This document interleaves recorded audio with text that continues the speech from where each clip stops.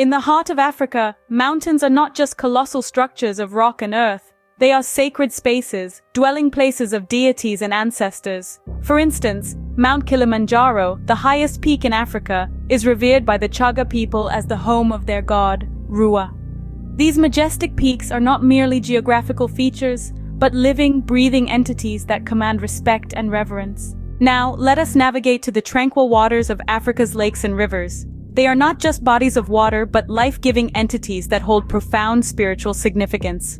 The Yoruba people of Nigeria, for instance, venerate the river goddess Oshun, who is believed to govern love, fertility, and the river's healing waters.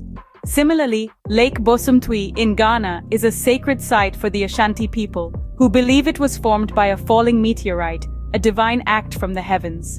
Moving from natural elements to the tools and equipment used in African religious practices, we find an array of fascinating objects. Drums, for instance, serve not just as musical instruments, but as a medium to communicate with the spiritual realm. The djembe, a goblet-shaped drum from West Africa, is believed to possess a spirit of its own, and when played, it carries prayers and messages to the divine. Similarly, masks, often intricately carved and adorned, are not merely decorative objects. They embody ancestral spirits, allowing the wearer to communicate with the spiritual world. In many African cultures, the mask transforms the wearer into a living conduit between the earthly and spiritual realms. Even the humble calabash, a type of gourd often used to carry water, has spiritual significance in African religious practices. In many cultures, the calabash represents the universe in miniature, with the upper and lower halves symbolizing heaven and earth, respectively. To conclude, African religious practices are deeply rooted in nature, viewing mountains, lakes, and rivers as living entities worthy of reverence. The tools and equipment used in these practices are not merely functional, but serve as conduits to the spiritual realm.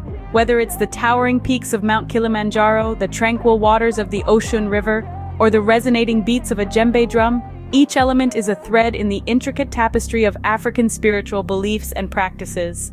Unraveling this tapestry allows us to appreciate the profound complexity and beauty of these practices, reminding us of the intricate connections between nature, spirituality, and humanity that exist not just in Africa, but across the world.